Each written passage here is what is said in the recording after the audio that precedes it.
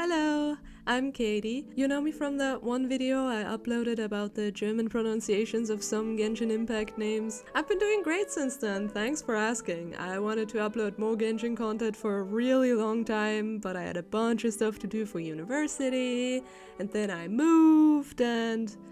Have I mentioned I quit Genshin Impact?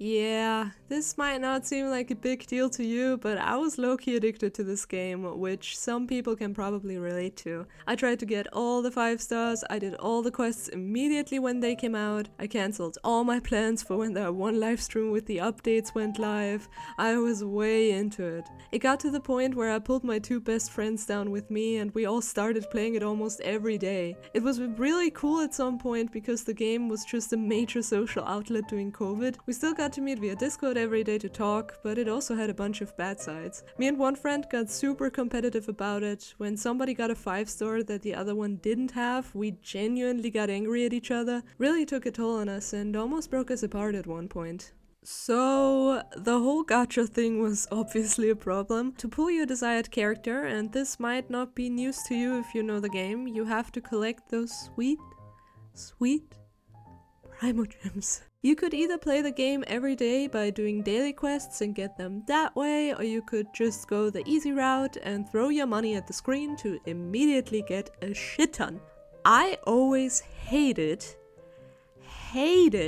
spending money on in-game purchases. Like, I'm not kidding, I avoid that like the pest. So the daily quests were my life juice. And they take, depending if you're lucky or not, and have routine, up to half an hour. If I remember that correctly, because it's been really long at this point. If you play on an older console, like a PS4, like I did, it can even take longer sometimes, because the load times are really not to be underestimated. Still, I took those dailies seriously. I logged in every day for almost 2 years. Me and my friends even took turns and did them for each other if a person didn't have time to log in that day. It sounds kinda crazy in retrospect, but I really wanted to have enough for the next banner because, let me tell you, I wanted pretty much all the characters.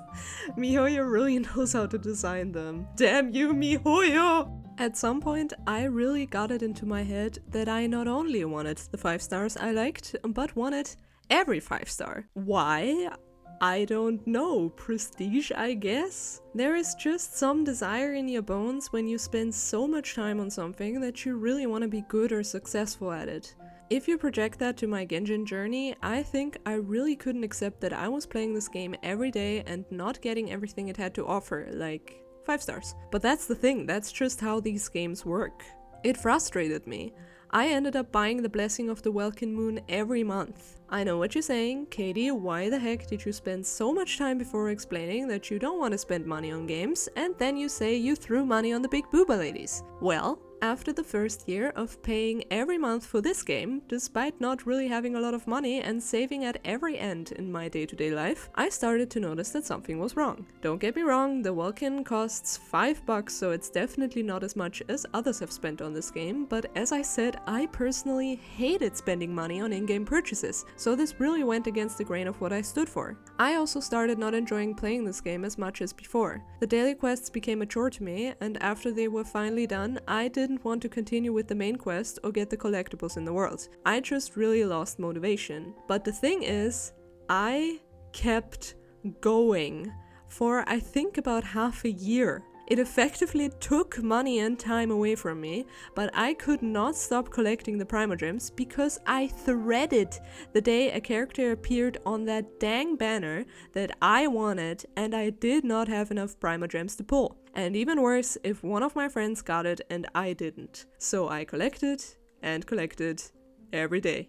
I put aside about an hour to play this game, sometimes even more if I needed, and yes, it was really needed at this point, to complete some quests. 1 hour a day doesn't seem like the world, but man, does it add up over a year, especially if it's something you don't want to do. I remember driving home early from family gatherings and friends' parties to do my quests.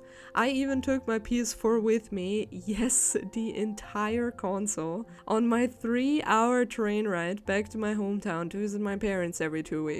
For something I didn't even want to do. It just sounds, and honestly, it is just so ridiculous. So one day, I had just finished my daily quests and I turned the console off, and for some reason, the day after, I didn't turn it on again. It was just like that. I went from playing almost every day for 2 years to just stopping from one day to the other. How and why, I don't know. I think it was just me being too tied up to do them once, and the next day I either didn't have time again or forgot, and this just went on until at some point I was too ashamed to ever turn it on again. I know shame is a really weird word for it, but it's the best way to describe it. This game low-key became my personality. People knew me for playing it a lot, and I prided myself on being good at it and having been there since basically day one. When I didn't play it for a while, and this might also be why I avoided it so much, it felt a bit like losing a bit of myself.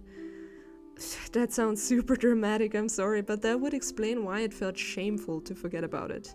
This is, by the way, the first time in forever I actually booted up the game again to record this footage. I'm also planning to do a video on how my experience was when I first started it up again, because I recorded that too, so be on the lookout for that. But spoiler, I still didn't fully enjoy it. I used to mainly play it for the really well thought out characters and amazing storytelling, but you get that in other games too that are just a bit more up my alley and don't take up as much time. This whole thing is genuinely really funny to me to talk about, because I always felt like addiction was never something that I had to struggle with, and told myself that I was not that kind of person that gets addicted to stuff, which in retrospect is probably something all addicts have. My whole family and friends have always told me that I was such a control freak and rarely let myself go. I always stereotyped addicts as those guys and girls who sit in the casino all day gambling. It never really crossed my mind that gacha games are probably the modern version of a slot machine. Today you don't bet on black on a poker table with the other dads that all have their veins on their foreheads from the stress while smoking cigars and drinking whiskey.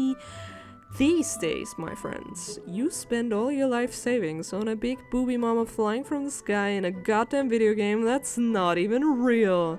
It's honestly a little ridiculous, but that's just life, I guess. Anyways, what I really wanted to point out is that I don't think Genshin Impact is a bad game or really wants its players to get addicted. Quite on the contrary. Compared to some other games I played, it seems to me that it's still quite forthcoming in the amount of primogems you just get for events or quests or even achievements. Especially the Welkin Moon Blessing is a really nice, not too expensive way to get extra primogems every day. As I also mentioned, I think the game has so many incredible and positive aspects that make it super worth playing. I just really noticed the problem with myself playing it. And honestly, I think it was a good learning opportunity, because I think getting wound up way too quickly in something you don't enjoy and just do it for the sake of doing it can happen in all types of life situations. Speaking of, if you guys have some stories to share in that aspect, you are more than welcome to post them down below. I try to be good with answering comments, so maybe we'll see each other there. Anyways, I hope y'all aren't mad at me for deviating a bit from the last video. If you have some recommendations for me to do videos on, you can tell me anytime. So, I hope everyone has had a good spring so far, and I'll see you in the next one.